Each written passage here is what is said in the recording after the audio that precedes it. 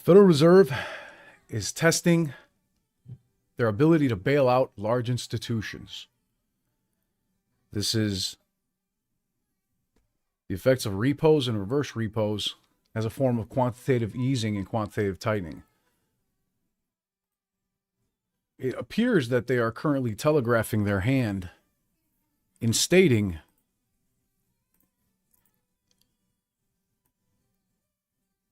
that they plan to bail out large institutions. So today we saw the reverse repo operations, the RRP, drop to $96 billion again, with only 31 participating counterparties. Now what this means is that money market mutual funds are being drained by the Federal Reserve and the United States Treasury.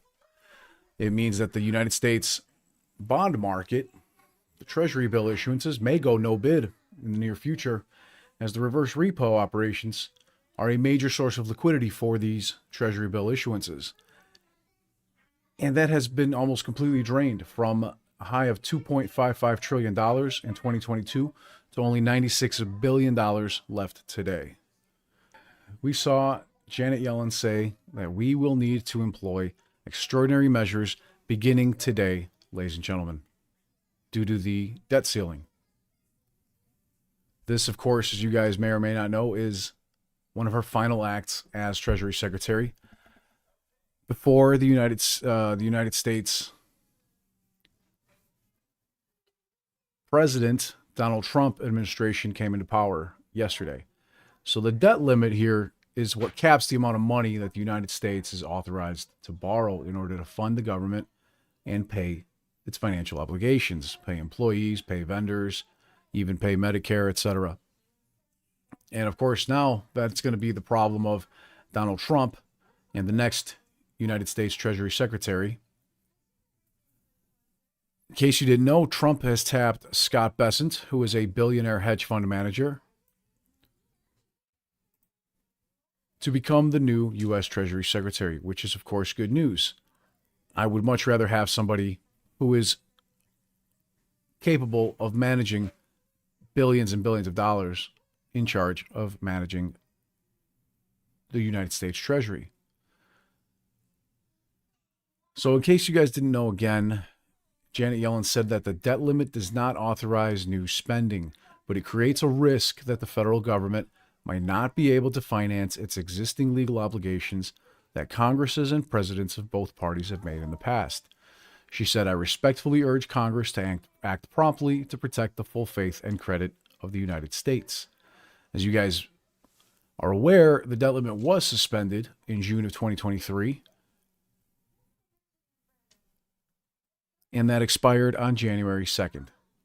So this has forced the United States Treasury, under Donald Trump here, effective today, to begin using these extraordinary measures to allow the federal government to pay its bills.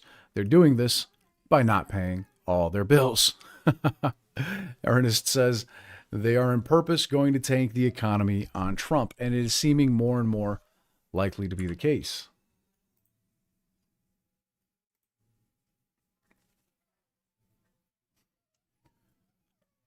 So you can see here that these are the highs on the reverse repo, right? $2.5 trillion that we saw in the beginning of 2023, but in reality, it was the last day of 2022. And since then, we have seen that collapse to only $96 billion in liquidity left in the reverse repo operations market. The Federal Reserve has conducted thousands of repo and reverse repo operations since taking over the RRP in 2019, September of 2019 to be exact, totaling in the quadrillions of dollars. This January 24th, 2025, will test the Federal Reserve's ability to bail out institutions and capability to manage a large number of participants in need of emergency liquidity if market conditions deem necessary. This means that a lot of banks, institutions, hedge funds, family offices, brokerages, etc., may be in need of a bailout, even insurance companies, especially if they're seeing margin call situations or deteriorating market conditions. The Federal Reserve Bank of New York announced that they will conduct small value repurchase agreement and reverse repurchase agreement operations on January 24th, 2025. As you can see here, guys, they are going to test their ability to handle thousands upon tens of thousands of emergency liquidity situations all at the same time. They have implemented a new trading platform called Fed Trade Plus in order for them to expand the number of literal bailouts that they can give at any given moment. Okay. Again, if you need to know, here's the difference between repo and reverse repo. One is quantitative easing and one is quantitative tightening. Easing, of course, means printing money, injecting money into the system.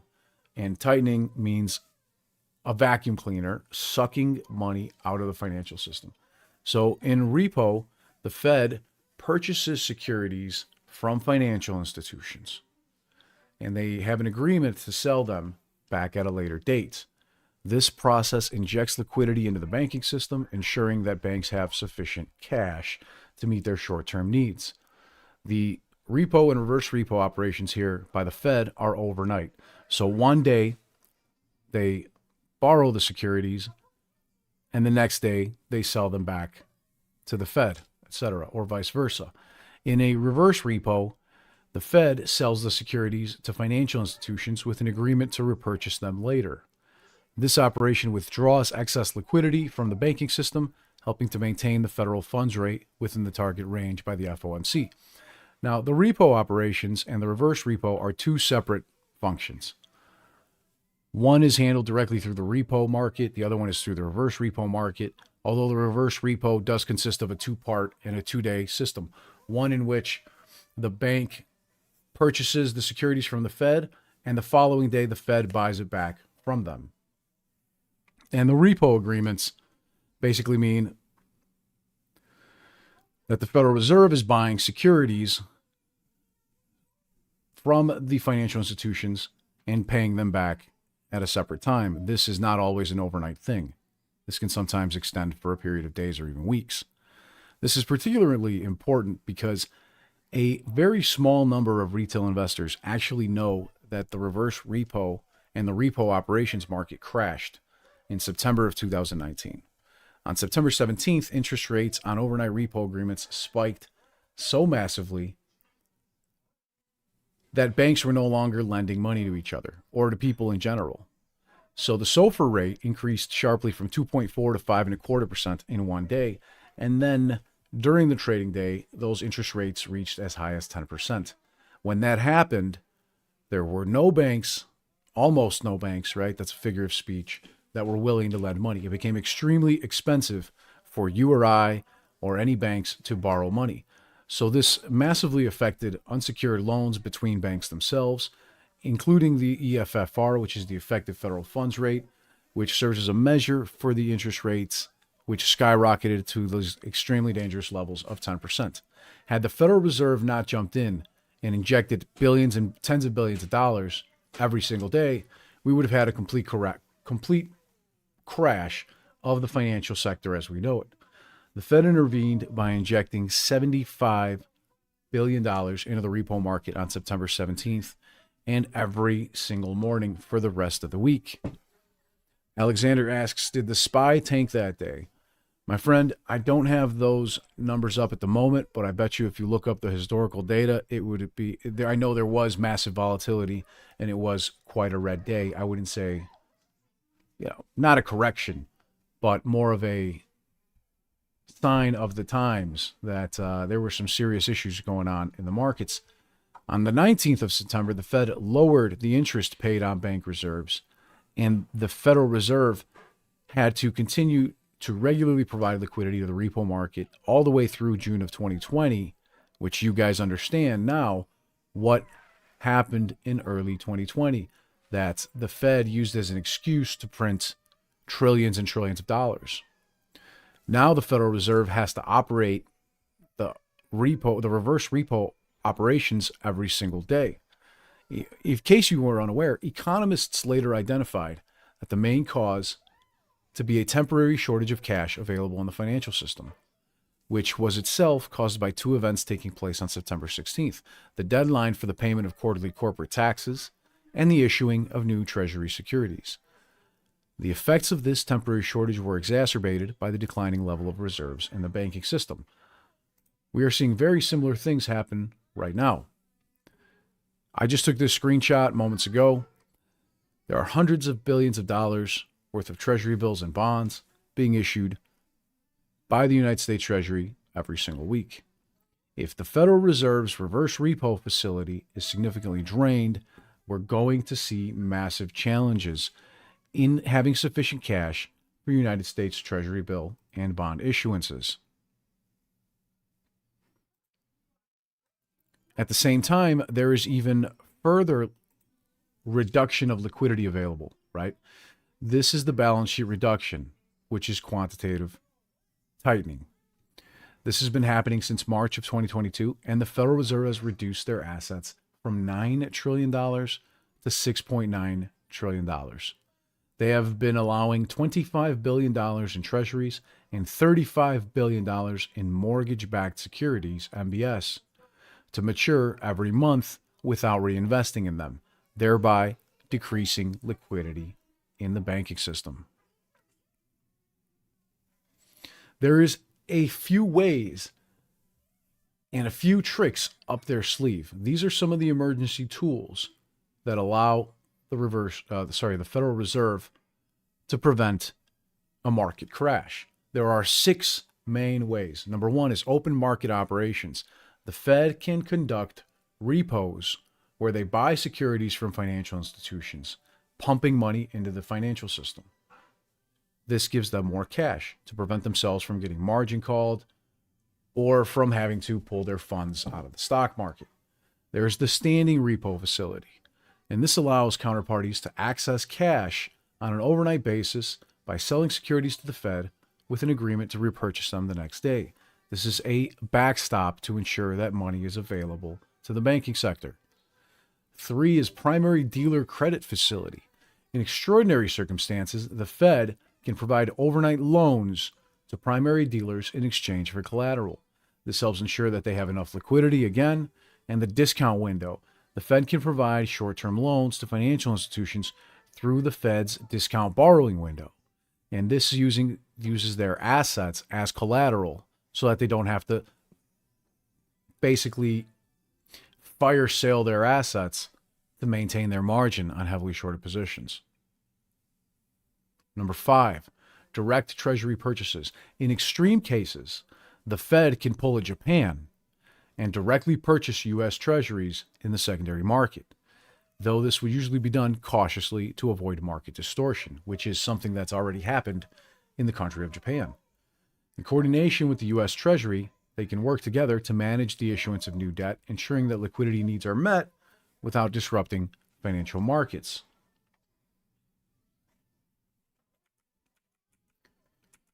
But as we clearly saw,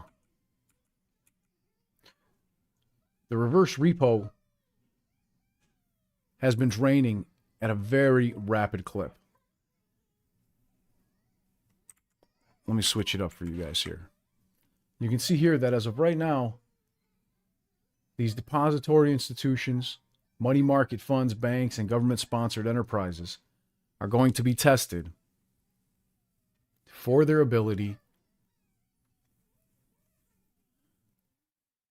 to actually use the new repo and reverse repo operations via this Fed Trade Plus system.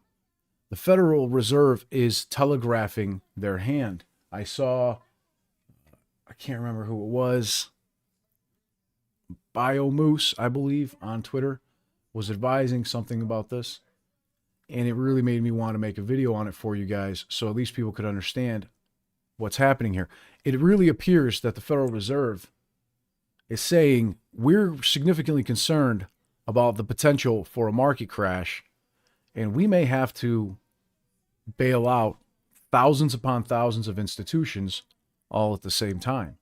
So we're going to conduct this exercise, only $250 million. That's considered a small value exercise by the Fed of over 150 counterparties in the overnight repo and then the reverse repo on Friday, January 24th.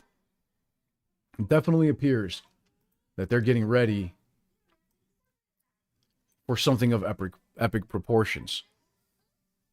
And the Peter G. Peterson Foundation here, you guys, posted this article that was astounding, and I wanted to share it with you guys because it says at the end of 2023, the nation's debt had reached nearly $34 trillion. And of that amount, about $27 trillion worth, about 79%, was debt held by the public.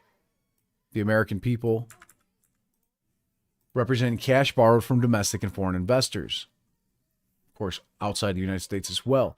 And then 21% of that was held within governments. In reality, you can see here who become the ones that actually have to eat the cost of the current bond issuances and the reduction in the value of bonds right now. As bond yields increase, the value of bonds decreases. And who's going to be the one that actually feels it in their pocketbook? To a vast extent, it's going to be the American public. As you can see here, economists generally view held by the public debt as the most meaningful measure of debt because it reflects the amount that the Treasury has borrowed from outside lenders through financial markets to support government activities. At high levels, the HBP can crowd out private investments in the economy, making it more difficult to respond to economic crisis and increase volatility within the economy. Again, 2/3 of the public debt is held by domestic bond holders, the Federal Reserve, other domestic bond holders, and other countries. But even coming in fourth are those same money market mutual funds. The same ones that I just got done showing you guys have been spending from $2.55 trillion a day in the overnight RRP, now down to $96 billion, showing that there's a vast decrease in liquidity. They are the number 4 holder outside of the Federal Reserve, other countries, and other domestic holders. The number 4 holder of public debt and bonds. This is, of course, a sign of a lack of liquidity coming in the near future. So domestic holdings of federal debt, as you can see, increased massively over the past decade, rising from $6 trillion in 2011 to $19.4 trillion at the end of 2023. The Federal Reserve, which purchases and sells Treasury securities as a means to influence federal interest rates and the nation's money supply, is the largest holder of such debt. And again, you can see here mutual funds coming in right behind them. The same money market funds that are running out of cash in the reverse repo operations program right now. In fact, the central bank doubled its borrowing during the scamdemic as part of its effort to mitigate the economic impact of it. However, the Fed has been reducing the size of its balance sheet, as I showed you guys, over the past couple of years to combat high inflation. This is, again, the balance sheet here as well. These are just notes and bonds specifically. Then you've got bills and inflation index securities separated here in this chart from the Bureau of Economic Research. The foreign ownership of U.S. debt, which includes both governments and private investors, is much higher now than it was about 50 years ago. This means that if other countries decide to sell off United States Treasury bills, debts, bonds, etc., we may have a massive problem on our hands. This is the same kind of issue that we were looking at in 2008 through 11 during the Great Financial Crisis as a big issue, and Americans didn't really know how to handle it. The Federal Reserve is still trying to figure out how to handle it. 52% was held by private foreign investors, while foreign governments held the remaining 48%. You can see what happened here. In 1970, 95% of it was domestic, 77%, and recently it's down to only 71%. That means we're sending more and more of it to foreign countries and foreign investors. Investors in Japan and China hold significant shares of U.S. public debt. Together, as of December 23, they accounted for nearly $2 trillion, or about 7% of the debt. While China's holdings of U.S. debt have declined over the past decade, Japan purchases of U.S. Treasury securities remain comparable. Investors in many other countries have increased their holdings of U.S. debt as well. You guys can see that very clearly here. 2023 versus 2013. Foreign ownership of U.S. debt can have implications for the nation's economy and financial markets. When foreign investors purchase treasuries, the federal government must send income abroad in the form of interest payments.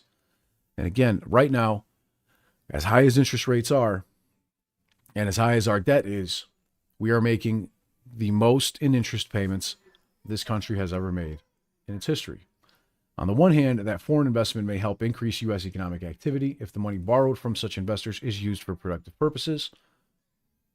On the other hand, some analysts note that more debt reduces the control of financial markets in the U.S., and more income sent abroad means less is available for domestic investors, which is precisely what we're seeing now. Money is being sent to other countries, our debt is being racked up, and even the interest paid on our debt is being sent to a lot of other countries as well. I will skip past this right now because that's not super important for you guys. The main takeaway here is, what does all this debt mean for the federal budget and the economy?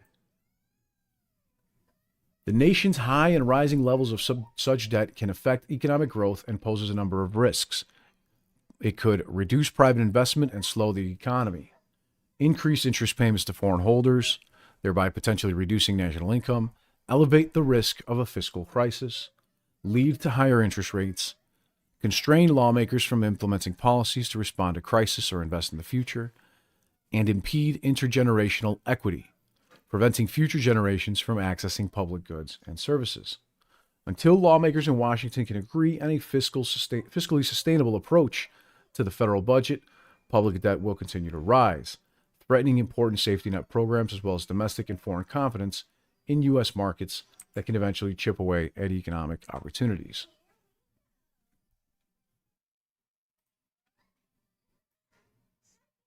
We have talked about the importance of precious metals on this channel more than once or twice.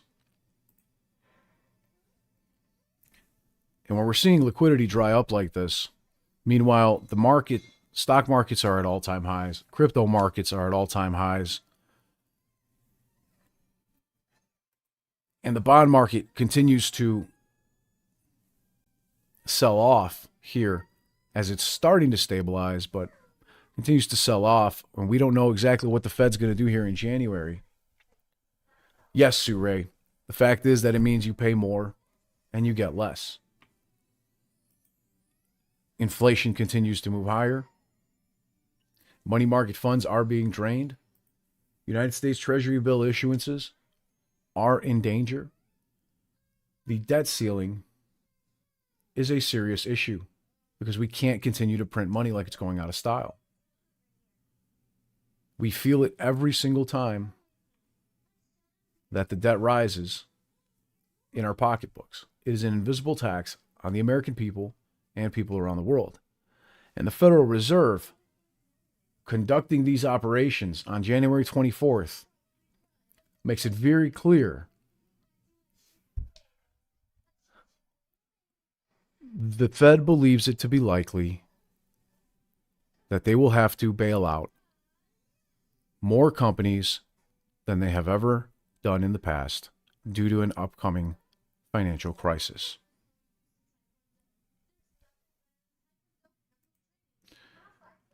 I want you to make sure that you're properly hedged. Make sure you're invested in tangible assets. Make sure you have a small portion of your funds invested in things that stocks and crypto can't take along with it. But also at the same time, don't fight the Fed, because we are watching markets continue to make new highs. Vincent says gold is great. The gold and silver ratio is crazy. Silver will give you more of a return on your money. In a percentage basis, I do personally feel that silver has a much greater potential than gold. So make sure you're properly hedged. And if you're looking for investments outside of the stock market right now, consider private equity investment in Lit Exchange, an upcoming stock and crypto brokerage linked in the chat and description below, where you can own perks and benefits in a company that is not yet public, but plans to be in the near future, at which point you can have a significant liquidity event. That being said, make sure you're properly hedged. A lot of things are inflation proof. Brian Smith says, I am holding 27,000 Roosevelt dimes. In case you guys are unaware, there is a lot of silver in some dimes. And that, of course, makes the dime worth a lot more than 10 cents. So not everything is exactly as it meets the eye. Bank of Japan rate hike, Eli Arnold. Yeah, you know, I keep getting these questions, guys. It's like, what do I think the Federal Reserve is going to do here as far as rate hikes go in January? This is a tough one. The Fed is damned if they do and damned if they don't. They most definitely should not lower interest rates at the next FOMC meeting here. And they can't raise rates either. If they raise rates, markets will sell off in a way that you guys haven't seen since the scamdemic. Because it will signal to the markets that the Fed is eyeballing massive inflation that, of course, they're hiding through the recalculation and the redefinition of the percentages calculated within the CPI. Right? CPI is what we call the CPI, which is a consumer price index, which is the month-over-month and year-over-year inflation, preferred inflation guide from the Federal Reserve. Yes, Vincent, he says 1964 dimes and older are made of 90% silver, if anyone doesn't know. So, yeah, if you've got a nice pile of change sitting around somewhere, look at the dimes and see how old they are. 1946 to 1964, says Brian Smith. Absolutely right, my friend. Cheers to you, Brian, and all of the other Sue Ray, Brian Smith here. I see you guys. You know, I know you guys are invested in Lit Exchange, and I got to say I appreciate your partnership. Very much look forward to the launch and eventual IPO of Lit Exchange. Cheers, my friends. Yes, Paul Andrew, it's okay to discuss the Simon Clement post. We can discuss that if you guys want. There's quite a few of them. And a big issue that we're seeing here with the repo operations and the Federal Reserve actually having to do these tests shows that there is a concern that liquidity will be a problem. That leads us into the stock market in the form of leverage. We've seen it with Archegos, Credit Suisse, Bear Stearns, Lehman Brothers, Enron. It doesn't matter, you know, even FTX and so on. It doesn't matter the reason. The fact is that there are liquidity issues all the time, and financial conditions being tightened up can definitely lead to that issue, especially when firms are heavily leveraged in short positions, which we've seen a lot. Citadel Securities, for example, was heavily shorting U.S. Treasuries, and certain big name companies out there like GameStop and AMC. Archegos out there went bankrupt due to the vast number of short swaps that they had against GameStop and the derivatives baskets holding companies like AMC, GameStop costs, the SLV ETF, etc., to the point where broker-dealers had to pull the buy button. So for now, markets are rip-roaring. NVIDIA, Microsoft, Apple, the FANGMAT stocks, the Magnificent Seven are still doing great. But eventually that will change. And it's at that point that the Federal Reserve is going to have to pull out all the stops. Samuel Clemens pulls out this one here, market maker hedging. The market maker sells short 10,000 shares of a company's stock. They enter into a TRS to receive the total return on 10,000 shares. That's a total return swap. This is very similar to what Archegos did. They entered into a total return swap to receive the total return on 10,000 shares of the same stock. This helps offset the risk of a short position. What if the stock price falls? The market maker profits from their short position. They incur losses on the swap as they're receiving the negative total return of the stock, and these losses partially offset the gains from the short position, reducing overall risk exposure. But when you have firms that are hiding their short interest, whether it be misreporting of numbers to regulators, to their prime brokerages, it's very similar to what happened with Archegos misreporting their swaps to Credit Suisse and their other prime brokerages. Credit Suisse went bankrupt because of it and insolvent after Archegos became insolvent for lying to Credit Suisse. So everything goes up the chain. Now they've been taken over by UBS, and we could potentially see UBS in need of using those discount borrowing windows, the repo operations from the Federal Reserve, if there's ever significant issues there, including, not to be ruled out, taxpayer-sponsored bailouts. Not without a question. Now, I know there's probably other ones in which you guys are wondering, and I will touch on them briefly. Another post that he put up that you guys are asking about is the unsettled shares of companies like GameStop and AMC. This is public data. And even though I am a supporter of both companies, facts don't lie. GameStop elitists will not be happy to see these numbers, but the fact is that there was a much larger number of unsettled shares of AMC than there ever were of GameStop. And it was that cascading effect that caused a serious problem for companies like Archegos and their derivatives that affected baskets of securities. They were shorting GameStop and similar companies with massive leverage, and that has continued to this day with other firms. But at the end of the day, the red herring was AMC.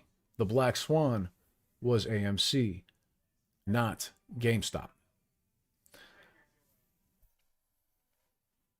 So I just wanted to bring that up in case you guys were unaware.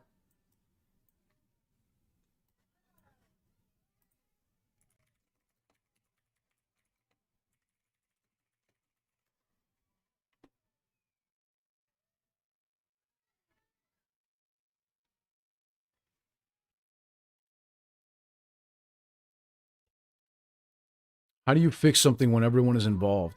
Seems hopeless to fix and far too late to stop now. Well, Bruce, they're not going to fix it for us, right? None of these firms are going to be able to stop shorting silver and gold through the central banks, or stop shorting companies like Tesla or GameStop or AMC. A lot of them are locked into these positions for ridiculous periods of time. The only way that retail investors are ever going to get a fair shake is if they align themselves with companies that hold the same values.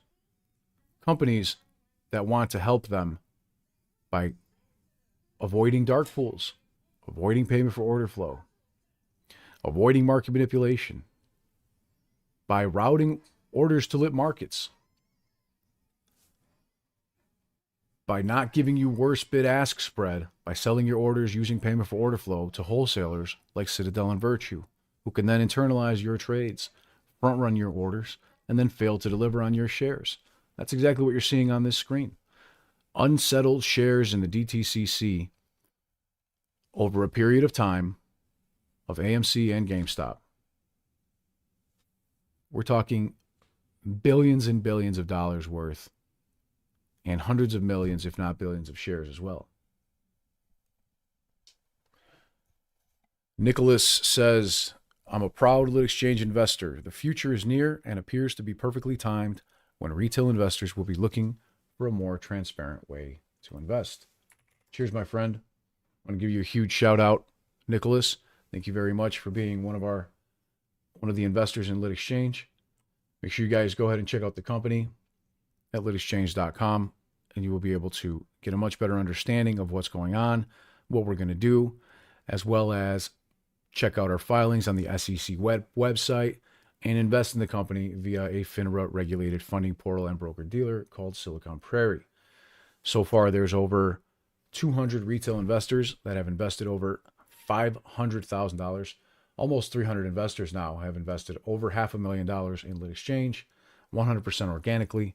We have not spent any money on advertising this, but once we do, I'm very excited to see how high this investment is actually going to go. So what you guys are seeing here is legal. That's the problem. That it's legal for market makers like Citadel and Virtue to buy your orders using payment for order flow.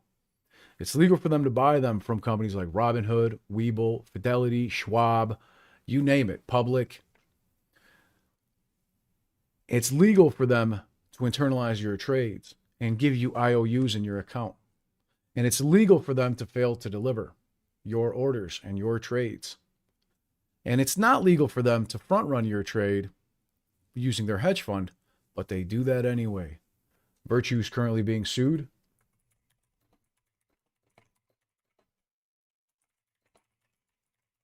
For this very thing right now. The SEC has been charged Virtue for false and misleading disclosures related to information barriers, stating that their very own hedge fund is front-running the orders and trades brought in by the retail investors. That's you. So even though it's illegal, it still continues to happen. And if you're wondering why, it's because the fine is not big enough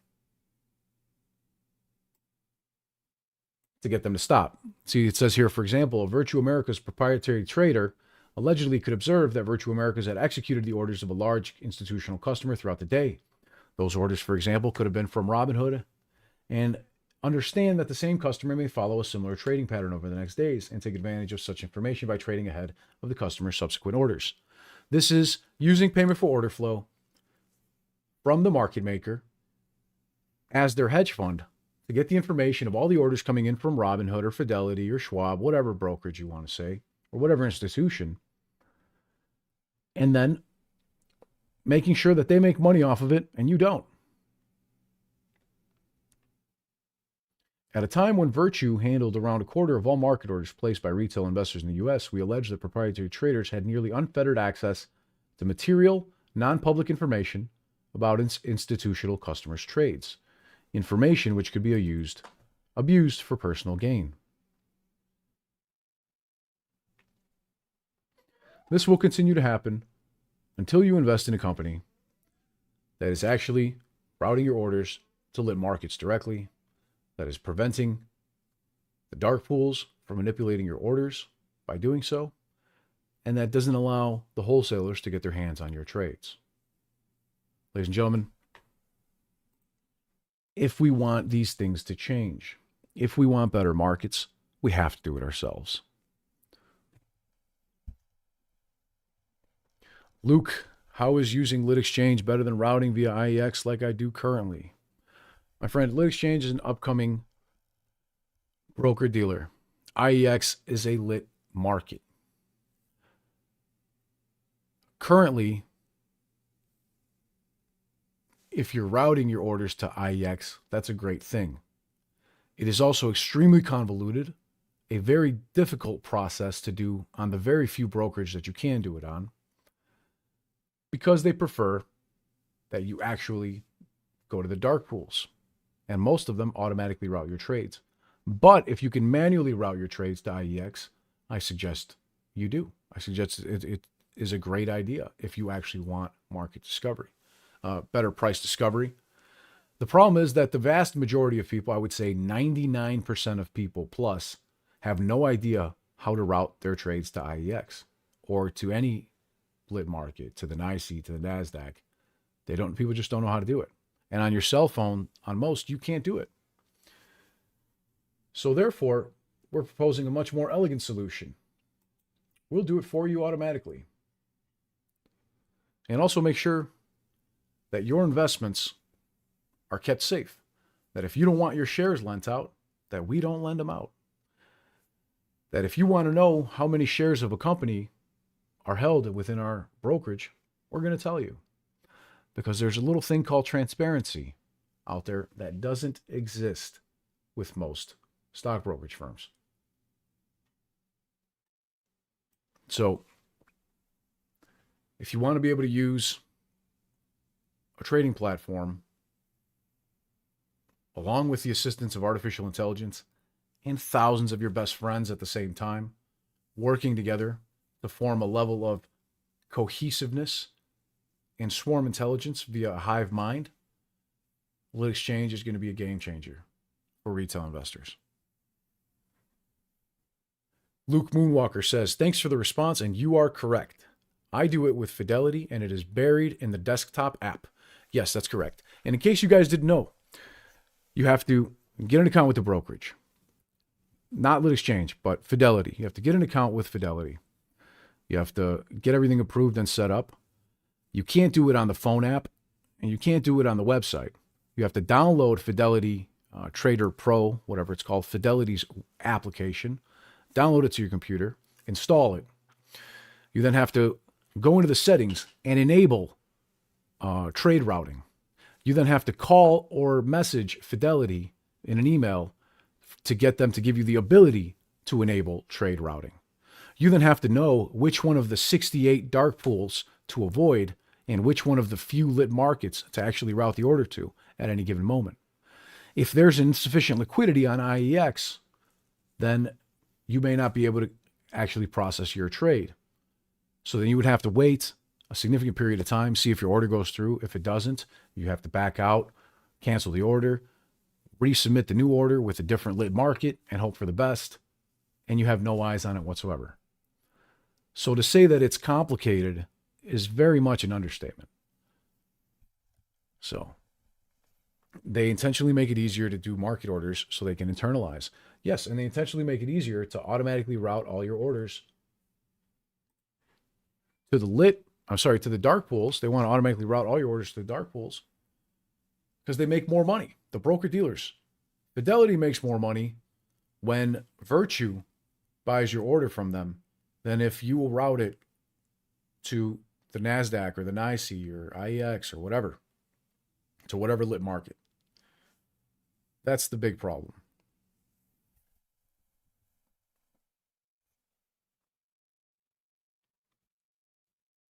Yeah, Geminius, you bring up a hard pill to swallow for a lot of people in saying that rates need to be raised up to 1980s levels. That would hurt people massively and institutions as well. It would cause a lot of unemployment, and the higher unemployment goes, the more people starve to death, lose their homes, commit suicide, die, have health issues, etc. And all of the issues that we're seeing now with inflation are directly related to what the Federal Reserve has done by printing 40% of all money in existence in the last 4 years under the Biden administration. Now, they've had to work so hard to suck that liquidity out of the system that they've happened to hurt the majority of Americans as a means to an end. So, yes, my friend, Luke says, I didn't think about the liquidity thing, and that's a great point. It's harder to get orders to go through when buying actual shares. Like IEX is like 1% of volume daily. It hurts my soul. That's correct. And at Lit Exchange, one of our big goals is going to be to heavily increase the amount of volume that occurs on lit markets, on lit exchanges like IEX, like the NASDAQ, like the NYSE, and reduce some of the percentage of orders that are going to dark pools and wholesalers like Citadel and Virtue and JP Morgan and State Street, Susquehanna. So I think I'll leave this video at that. I don't want to make it too long. We're going on an hour already. So I just want to say thank you, everybody, for being here with us today. If you haven't already, you better consider an investment in Lit Exchange.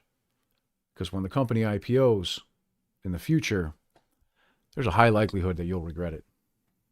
Cheers. I wish you all peace and wealth. I will see you tomorrow. I have another topic that we will discuss tomorrow. Have a great evening, my friends.